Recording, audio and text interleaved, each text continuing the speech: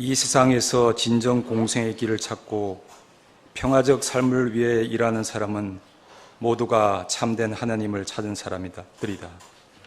그것은 그 누구가 그 무엇을 위함이 아니라 바로 자기 자신을 위한 삶이다. 가장 사람다운 삶의 모습이 바로 하나님의 모습이다. 인간을 사랑함이 곧 하나님을 사랑함이며, 인간을 사랑하는 길은 이웃 인간이 가장 인간답게 살도록 하는 길이다. 권정생 산문집 우리들의 하나님에서 인용하였습니다. 주 하나님, 이 아침 드리는 예배를 통하여 저희가 제대로 하나님을 사랑하고 인간을 사랑할 수 있게 해주소서. 하나님을 만나게 해주신 예수님 이름으로 기도드립니다. 아멘.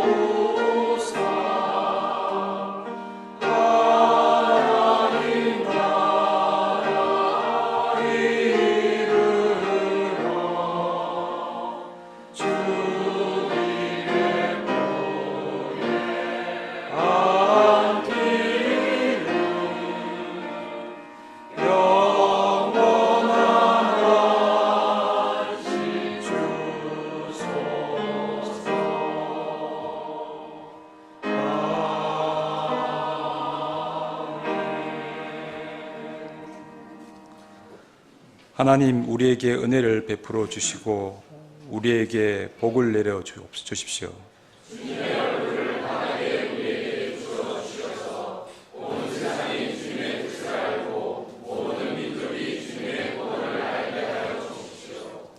하나님, 민족들이 주님을 찬송하게 하시며 모든 민족들이 주님을 찬송하게 하십시오.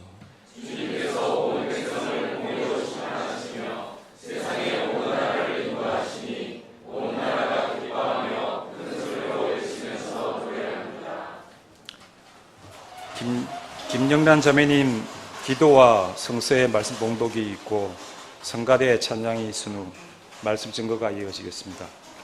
말씀 증거자는 세길기독사회문화원 원장이신 정경일 형제님입니다. 순서 중에 가득히 은혜 받으시기 바랍니다.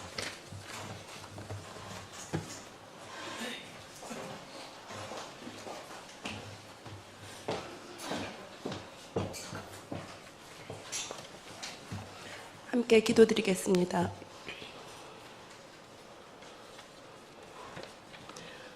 언제나 선하신 하나님 아버지, 이 시간 아버지께서 인도하시는 선한 삶을 살고자 모인 저희들 온전히 마음을 모아 아버지께 기도드립니다.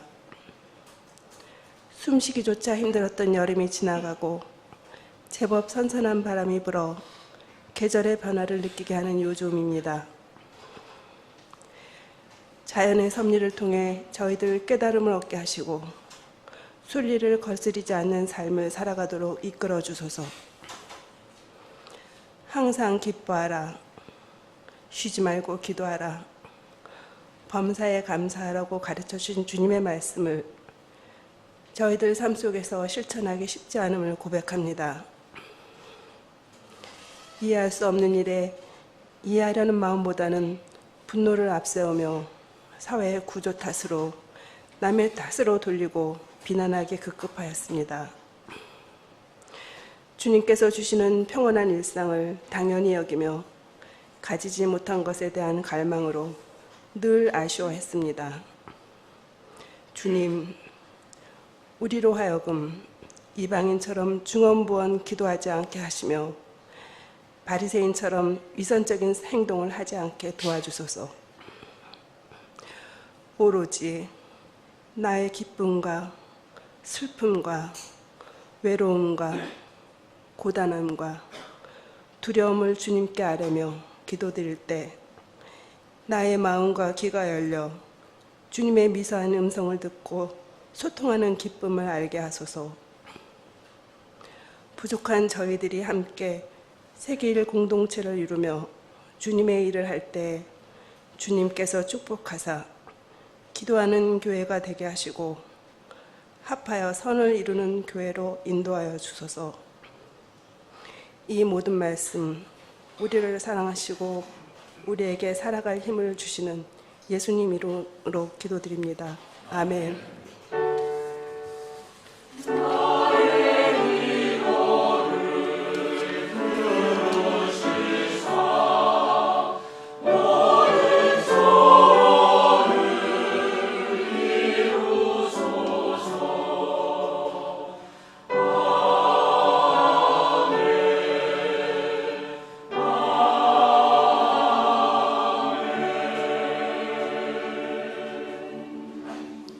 오늘의 말씀은 에베소서 6장 18절입니다. 온갖 기도와 간구로 언제나 성령 안에서 기도하십시오. 이것을 위하여 늘 깨어서 끝까지 참으면서 모든 성도를 위하여 간구하십시오. 아멘.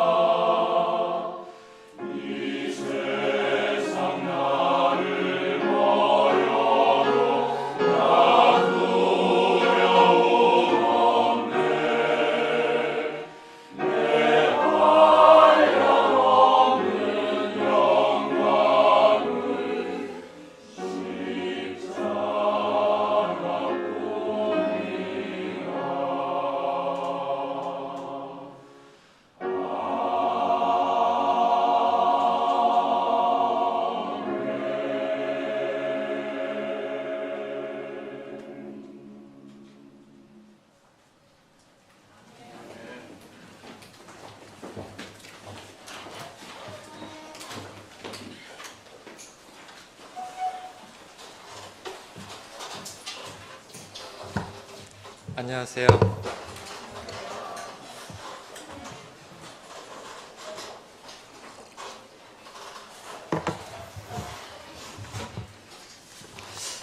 위로와 쉼을 준 기도와 찬양 감사드립니다. 오늘 성가대 찬양 들으면서 제가 좀 기도에 대해서 생각이 좀 많거든요. 근데 또 하나 깨달음을 얻었는데 이제 그거는 다음에 기도 2로 말씀드리겠습니다.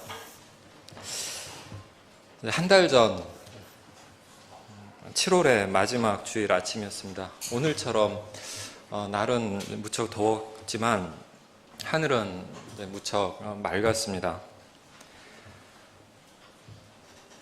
눈부신 햇살을 받으며 예배를 드리러 차를 운전해서 오는데 저는 이상하게도 깊은 우울감을 느꼈습니다. 그 전주에 있었던 일들, 사건들 때문이었습니다. 엄청난 충격과 슬픔이었죠. 그 주의 첫날 월요일에 노회찬 의원이 비통하게 세상을 떠났습니다. 그분과 직접적 인연은 없었지만 그래도 삶의 동선이 여러 곳에서 겹쳤던 저는 가슴이 미어졌고 다음날 저녁 빈소를 찾아 1시간을 기다린 끝에 그분과 마지막 인사를 나눴습니다. 지몬미라고 하죠. 지켜주지 못해 미안해요. 그 지몬미 목록이 또 하나 늘어나면서 죄책감이 더 커졌습니다. 그 다음 날엔 폭염 속에 조계사 옆 우정공원에서 조계종 종단 개혁을 요구하며 단식 정진을 하고 계시던 설조 스님을 찾아뵈었습니다. 우리 그리스도교가 막장 드라마를 보여줄 때 옆에 이웃종교 불교를 보면서 청량감을 느끼곤 했는데 불교도 사회의 문제이긴 마찬가지라는 사실을 안타깝게 확인하며 마음이 무겁고 답답했습니다. 그렇지 않아도 힘든 세상에 종교가 위안은커녕 오히려 걱정만 끼치고 있으니 정말 종교가 없는 것이, 종교가 사라지는 것이 이 세상의 복된 소식이 아닐까 하는 생각마저 들었습니다. 그런 사회적 사건 말고도 제 가까이에서 어려움과 아픔을 겪고 있는 이들에게, 자매 형제들에게 별 위로와 도움을 주고 있지 못한 것도 제게 깊은 번민이 되었습니다. 그런 비통하고 안타까운 사건이 반복되고 그때마다 한 개인으로서 제가 하고 있는 일이, 제가 할 수 있는 일이 별로 없다는 무력감이 죄책감과 섞이면서 우울감을 일으켰던 것 같습니다. 그런 마음 상태로 예배를 드리러 가니 마치 가슴에 돌덩이가 막힌 것처럼 무겁고 답답할 수밖에요. 음악이라도 들으면 좀 나을까 싶어서 CD 플레이어를 켰는데 하필이면 빌리 할리데이의 글루미 선데이, 우울한 일요일이 흘러나왔습니다. 슬픈 시단조의 노래를 들으면서 보는 태양은 왜 그리 찬란한지요? 하늘은 왜 그리 푸른지요? 그래서 더 우울한 일요일 아침이었습니다.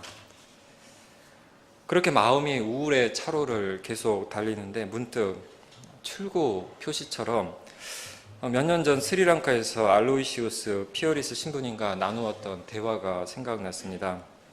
신부님께 제 고통도 어떻게 해결하지 못해서 겨우겨우 살아가고 있는 제가 어떻게 타인의 고통에 반응하고 공감하고 응답하며 참여할 수 있겠냐고 물었습니다.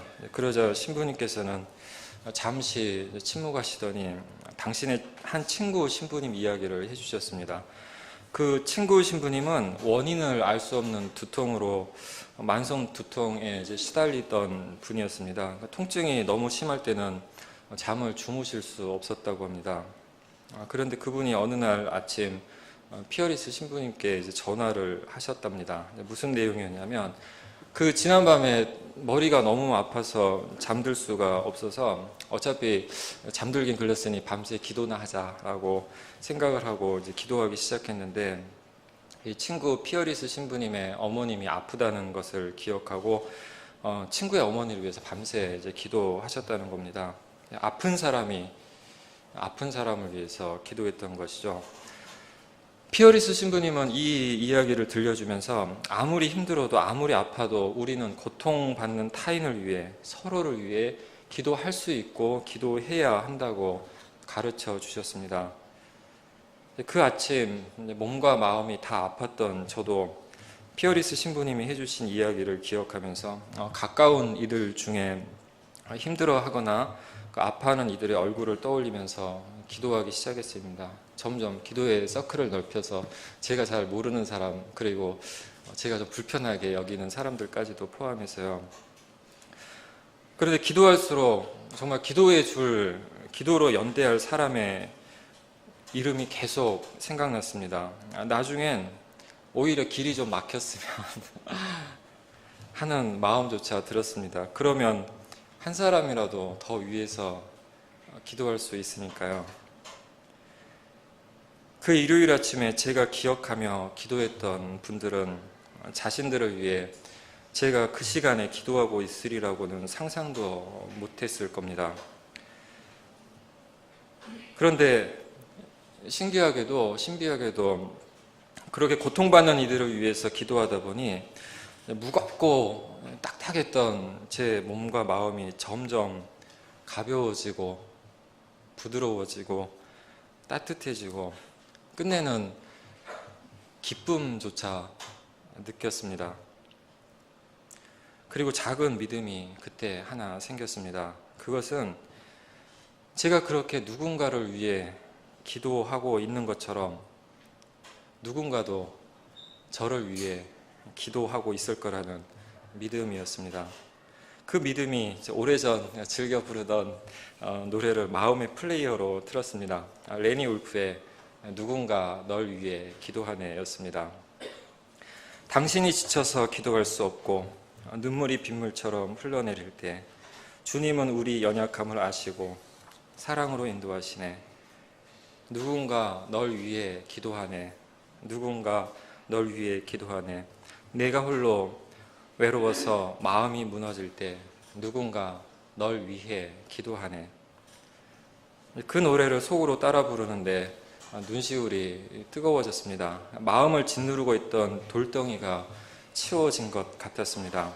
연약한 사람이 연약한 사람을 위해 기도할 때, 아픈 사람이 아픈 사람을 위해 기도할 때, 고통을 받는 사람이 고통을 받는 사람들을 위해 기도할 때, 마음이 무너진 사람들이 서로를 위해 기도할 때 우리는 고통 속에서도 삶을 포기하지 않고 살아갈 이유와 힘과 용기를 얻게 된다는 것을 깨달았습니다.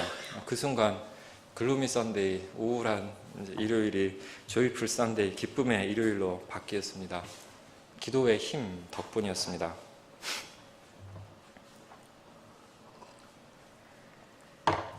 그날 아침에 경험 이후 기도의 힘에 대해서 더 생각하게 되었습니다. 그런데 그날 아침 그리고 그 이후에 제가 느끼고 이해하게 된 기도의 힘은 일반적 의미의 힘과 달랐습니다. 그것은 사태를 변화시키는 힘이 아니라 사람을 변화시키는 힘이었습니다. 그것은 문제를 해결하는 힘이 아니라 문제를 다르게 해석하고 다르게 체험하게 하는 힘이었습니다. 그것은 권력자가 독점하는 힘이 아니라 마음이 무너진 사람들이, 연약한 사람들이 공유하는 힘이었습니다. 기도의 힘에 대한 이런 이야기가 어쩌면 무기력하고 비관적으로 들릴 수도 있겠지만 우리가 직면하는 삶의 진실에 더 가깝지 않을까요? 제 개인적 신앙의 여정을 돌아봐도 제가 정말 간절히 기도했던 것은 대부분 이루어지지 않았습니다. 특히 고통 속에 있는 이들을 위한 기도일수록 더욱 그랬습니다. 아픈 사람들은 낳아도 아플 거 다 아프고 기진맥진해서 나왔습니다. 목숨을 건져달라고 호소했던 사람들은 대부분 속절없이 쓰러져 갔습니다. 억울하게 어려움을 겪는 이들의 형편도 좀처럼 나아지지 않았습니다.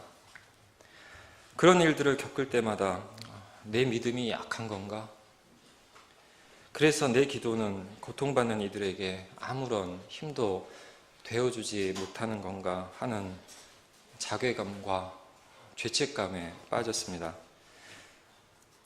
만약 기도가 모든 문제를 해결하는 길이요 힘이라고 믿는다면 그 믿음의 결과는 무수한 끝없는 좌절일 때가 더 많을 것 같습니다. 물론 기도의 응답을 받는 분들, 그리고 기도에 힘이 있는 분들, 기도의 능력을 고백하는 경건한 신앙인들도 많이 계시지만 그 못지않게 경건한 사람들도 고통을 겪습니다. 또한 끔찍한 자연재난이나 사회적 참사는 기도에 해결하는 힘을 근본적으로 의심하게 만듭니다. 온 나라 사람들이 기적을 바라면서 기도했지만 뒤집힌 세월호 안에서 단 한 아이도 살아서 빠져나오지 못했습니다.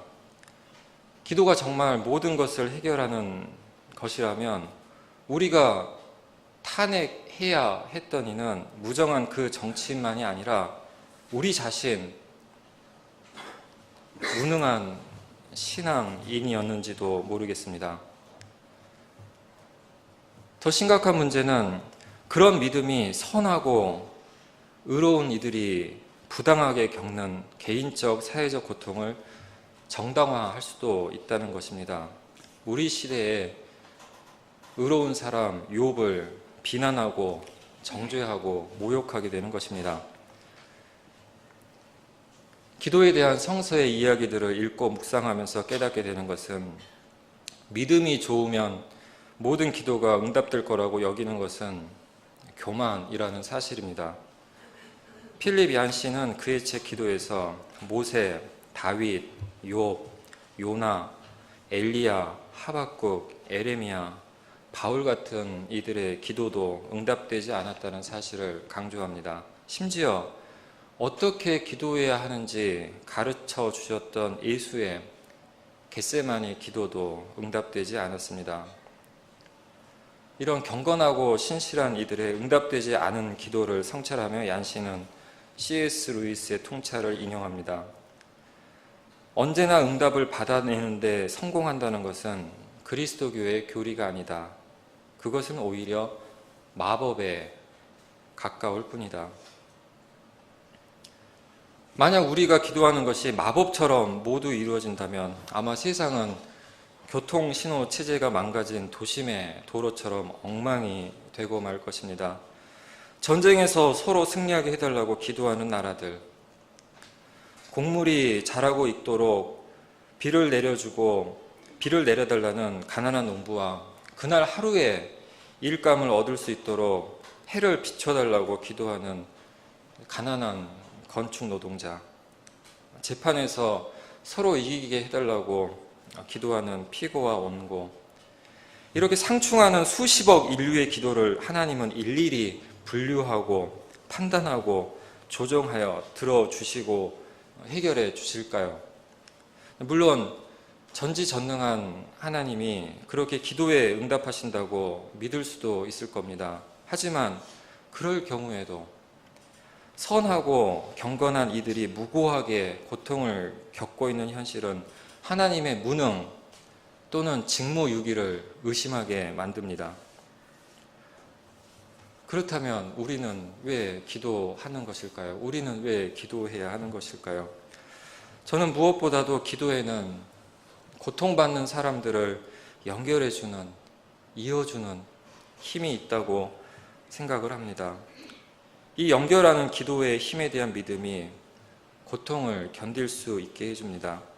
내가 누군가를 위해 기도하듯이 누군가 나를 위해 기도하고 있다는 것을 믿게 되면 아무리 큰 고통도 덜 힘들게, 덜 괴롭게 경험할 수 있기 때문입니다. 어쩌면 고통, 페인을 괴로움, 서퍼링으로 만드는 것은 외로움일 것입니다. 모든 성도를 위한 기도, 서로를 위한 기도는 나 홀로 또는 너 홀로 고통을 겪지 않게 하는 힘입니다.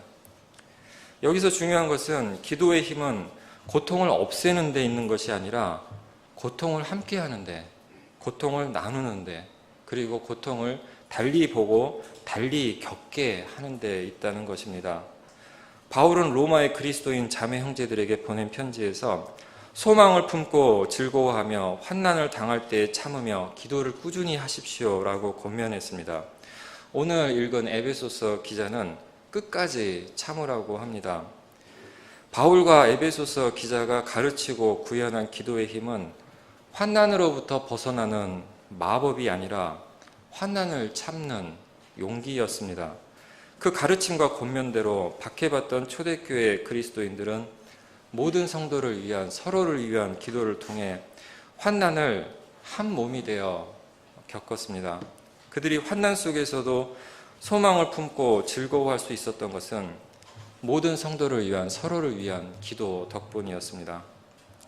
살아가면서 누구나 고통을 겪습니다. 우리 각자의 고통의 역사를 돌아보면 우리가 극심한 고통 속에 있을 때 우리에게 가장 큰 위로와 힘이 되어 주었던 이는 마법사가 아니라 친구였음을 깨닫게 됩니다. 함께 울고 함께 아파하며 사랑하는 친구의 기도가 있기에 우리는 고통의 바다를 건널 수 있다는 믿음과 희망을 갖게 됩니다. 예수도 성령도 우리를 위해 기도하는, 우리와 함께하는 친구입니다. 그런 친구의 기도는 단순하고 명료합니다. 넌 혼자가 아니야. 당신은 혼자가 아닙니다. 이렇게 기도는 우리를 연결해 고통을 나누는 친구가 되게 하고, 이 친구들의 모임에서 교회가 생겨납니다.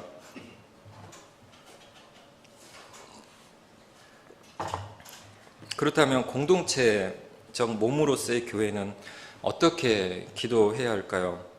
개인의 기도가 자기 삶의 울타리 안에서만 울리는 독백이 아니어야 하는 것처럼 세상 속에서 하나님의 나라를 일구는 소명을 자각하고 실천하는 교회의 기도도 집단의 담장에서만 맴도는 소리가 아니어야 할 것입니다. 우리의 기도는 세상과 연결되는 사회적 기도, 사회적 중보 기도가 되어야 할 것입니다. 그런데 우리는 기도를 세상에서의 삶이 아닌 영적 세계의 삶에만 관련된 것으로 여기기도 합니다. 기도는 영적 전쟁을 위한 것이라고 믿는 것입니다. 사실 오늘 함께 읽은 에베소서 성서 본문은 우리 그리스도인들에게 매우 익숙한 하나님의 전신갑주 본문의 일부입니다.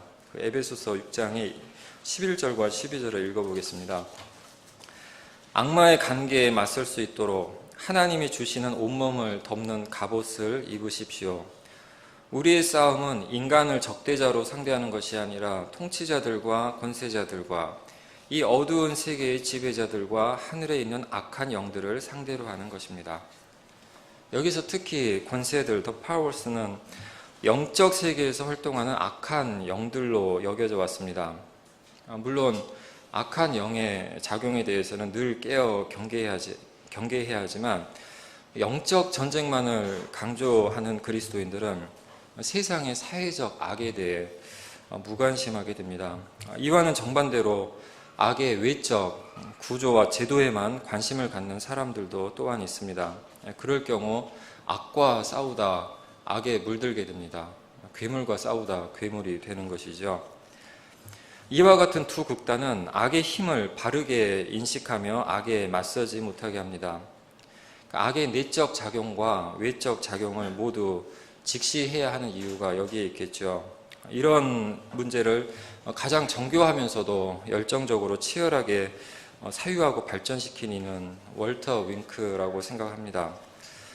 윙크는 에베소서 6장에서 말하는 권세를 이렇게 정의합니다. 제도적인 생활의 중심에 있는 비인격적인 영적 실제. 좀 어려울 수도 있지만은 이 제도 속에, 구조 속에 존재하는 영적 실제라는 겁니다. 근데 여기서 비인격적 영적 실제라고 임퍼스널을 넣었던 이유는 우리가 악령을, 악한 영을, 권세를 이제 뿔 달리고 얼굴 빨간 이제 그런 신화적 존재로 상상하지 않아야 된다는 것이죠. 그래서 비인격적 영적 실제, 악한 영적 실제로서의 권세들을 이야기합니다.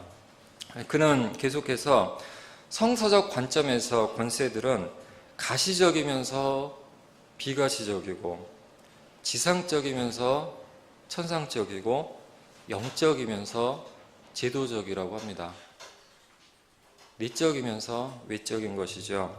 그렇다면 오늘의 주제 본문에서 모든 성도를 위해 기도하고 간구하라는 에베소서 기자의 권면은 믿는 이들끼리 사랑을 나누자는 훈훈한 교제 이야기라기보다는 악한 사회적, 영적 권세들에 맞서는 저항의 맥락에서 이해해야 할 것입니다. 즉 모든 성도를 위한 기도는 세상의 권세들에 맞서는, 개인과 사회를 고통과 불행으로 몰아넣고 있는 그런 권세들에 맞서는 저항의 일부, 그것도 필수적 일부인 것입니다.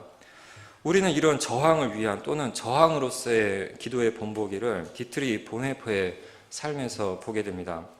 히틀러의 제3제국이 인류를 어둠 속으로 몰아넣고 있을 때 독일의 대다수 그리스도인들은 폭력과 악에 침묵하거나 공모했습니다. 하지만 소수 그리스도인들은 침묵하지 않고 작은 저항의 촛불을 밝혔습니다. 고백교회 그리스도인들이 그들이었습니다. 보네퍼는 고백교회 목회자를 양성하기 위해 핑켈발드에 세운 지하신학교의 책임을 맡았습니다. 보네퍼도 신학생들도 모두 사회의식과 정의감이 투철했던 그리스도인들이었습니다. 그런데 보네퍼는 이 핑켈발드 신학교를 훈련소라기보다는 수도원처럼, 기도원처럼 만들었습니다. 실제 수도 공동체의 일과처럼 성서 묵상, 기도, 중보기도, 금식, 공동체 생활을 함께하게 합니다. 그러자 수도적 차원이 약했던 프로테스탄트 문화에서 신앙하며 살아온 신학생들의 반발도 있었습니다. 지금은 행동할 때지 기도할 때가 아니라는 생각도 있었을 것 같습니다. 그러나 보네퍼의 의지는 확고했습니다. 그는 공동생활의 목표는 은둔이 아니라 외적 활동을 위한, 외적 봉사를 위한 내적 집중이라고 가르쳤습니다. 점차 신학생들도 보네퍼의 신념에 동의했고 그들은 함께 기도와 생활의 공동체를 이루었습니다. 이 핑켄발드 신학교는 2년도 채 채우지 못하고 나치에 의해서 강제로 폐쇄되었습니다. 그러나 그들이 이루었던 기도와 삶의 공동체는 나치에 맞서는, 권세들에 맞서는 저항의 힘이 되었습니다. 아마도 기도 생활을 통해 가장 큰 힘을 얻은 이는 보네퍼 자신이었을 겁니다. 그의 삶에서 기도와 저항은 분리될 수 없는 하나였습니다. 그럼 보네퍼의 신앙과 삶을 생각했던 것일까요? 보네퍼를 무척 아끼고 사랑했던 칼 바르트는 기도를 위해 두 손을 모으는 것은 이 세상의 혼란에 저항하여 일어서는 행동의 시작이라고 말했습니다. 기도는 저항의 준비나 저항의 전 단계가 아니라 저항의 일부로서 저항의 시작이라는 것이었습니다. 세월호 이후, 촛불 이후, 미투 이후, 우리는 격동하는 이후 시대를 살고 있습니다. 너무 격렬해서 길을 잃을 것만 같습니다. 그럴수록 우리는 냉철한 정신, 따뜻한 가슴으로 시대의 표징을 읽어야 할 것입니다. 1987년 시대의 표징을 식별한 예수 따르미들이 세기를 창립했듯이 오늘의 우리도 시대의 표징을 읽고 응답하고 참여하며 세기를 계속 걸어가야 하겠죠. 오늘 우리의 상황은 과거 어느 때보다 1980년대보다 더 복잡하고 더 복합적입니다. 권세들은 우리 바깥만이 아니라 우리 안에서도 은밀하게, 그래서 더 치명적으로 작용하고 있기 때문입니다. 그래서 우리는 더욱 기도해야 할 것입니다. 월터 윙크는 기도 없이는 우리의 내적 삶이 위축되고 결국 우리가 맞서는 세력과 같아진다고 경계하면서 기도는 권세들로부터 전염된 영혼이 치유되는 야전병원, 기도는 권세들로부터 전염된 영혼이 치유되는 야전병원이라고 했습니다. 모든 성도를 위한 기도는 가슴이 무너진 우리를 하나로 연결해 줍니다. 그렇게 기도를 통해 한 자매 형제, 한 몸이 된 우리는 세상을 변화시키는 공동체로 살아갑니다. 물론 지금까지처럼 앞으로도 우리는 개인적으로도 계속 고통을 겪을 것이고 공동체적으로도 환난을 겪을 것입니다.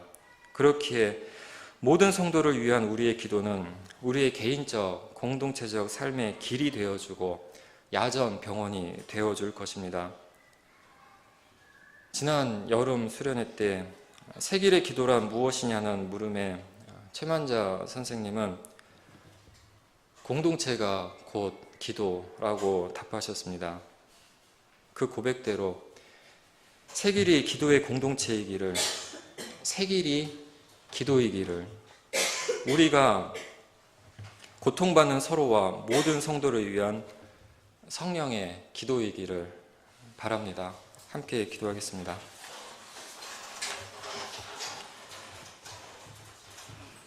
자비로우신 주님, 해와 달이 빛을 잃을 때 소리가 빛이 되어줍니다. 어둠 속에 있는 우리의 기도가 서로의 길을 찾아주고 인도해주는 빛이 되게 하소서. 오늘도 성령 안에서 우리를 위해 우리와 함께 기도하시는 그리스도 예수 이름으로 기도드립니다. 아멘.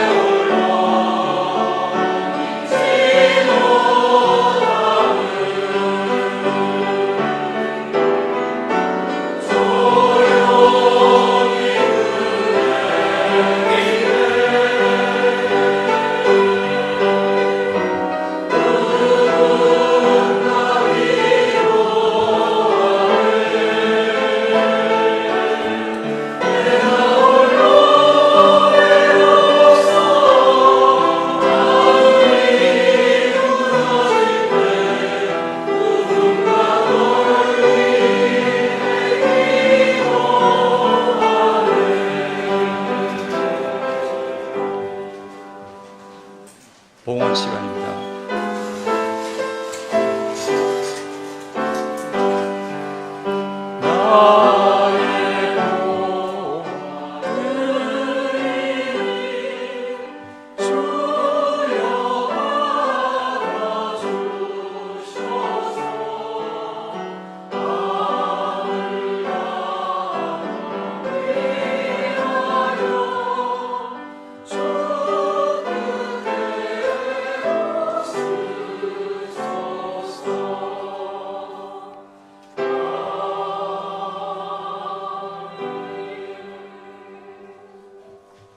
주 하나님, 주신 물줄을 덜어서 돌려드리니 쓰여지는 곳에 주님의 뜻이 함께하소서.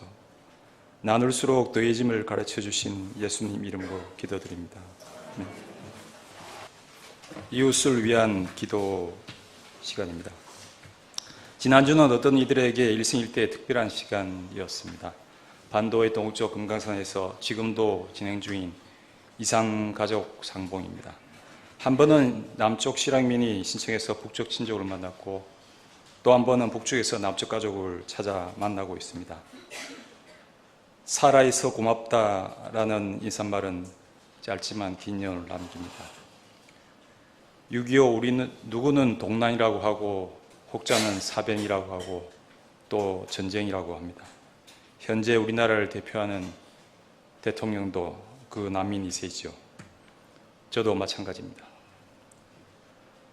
한편 또 하나의 난민이 이 땅에 존재합니다.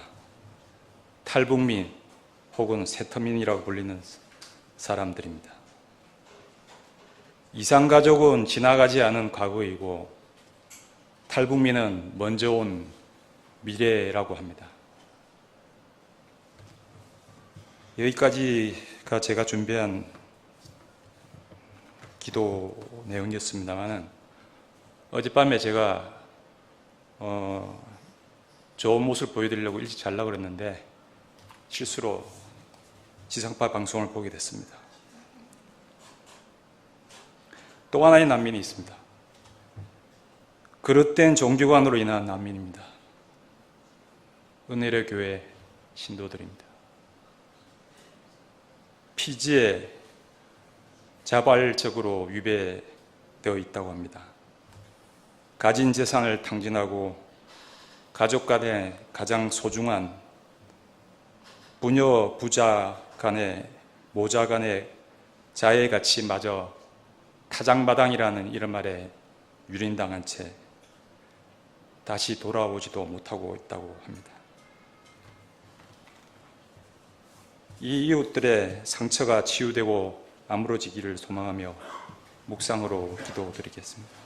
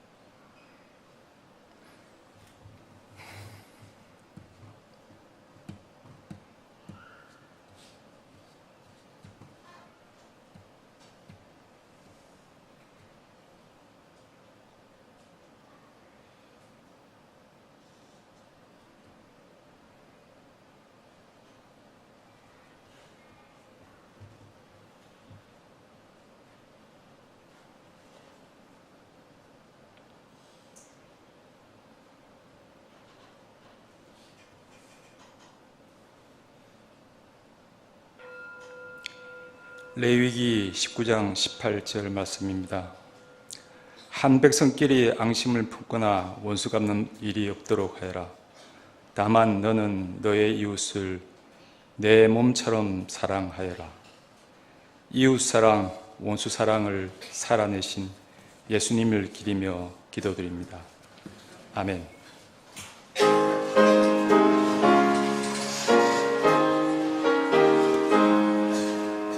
진리와 생명 되신 주, 이 몸을 바치옵니다. 믿음과 소망 사랑에 합한 은혜에 하소서.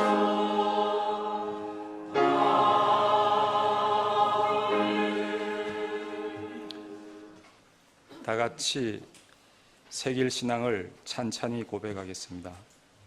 우리는 우주 만물을 창조하시고 역사를 주관하시며 품어 인도하시는 하나님을 믿습니다.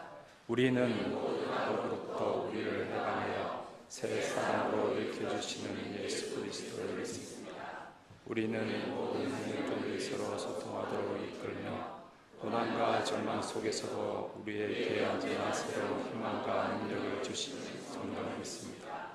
우리는 교회가 예수 그리스도의 따라와 어깨에 동참하고 자매 형제들이 사랑의 교제를 나누는 신앙 공동체임을 믿으며 창조의 모전과 완성을 위해 인간의 생명과 존엄을 지키기 위해 하나님의 정의와 평화의 실현을 위해 우리의 삶을 바칩니다.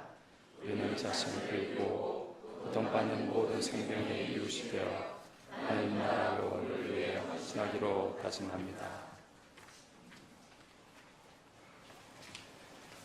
개인적 기도의 힘은 응답되지 않는다 해도 고통받는 자들 간의 공유를 통하여 서로 치유하는 데 있고, 공동체의 기도는 세상 권세악에 대하여 저항하는 선한 사회를 중보하여 현장에서 치유하는 데 있다는 가르침을 받은 저희들, 세상으로 나가 그 깨우침의 향기를 이웃들과 나누어 가지기를 소망하며 주기도문으로 예배를 마칩니다. 하늘에 계신 우리 아버지여, 이름이 거룩히 여기는 바 되시오며 나라의 마옵시며 뜻이 하늘에서 이루어진 것 같이 땅에서도 이루어지이다. 오늘날 우리에게 일용식을 주옵시고 우리가 우리에게 죄진 자를 사하여 준 것 같이 우리의 죄를 사하여 주옵시고 우리를 시험에 들지 말게 하시고 다만 악에서 구하옵소서. 때에 나라와 권세와 영광이 아버지께 영원히 있사옵나이다. 아멘.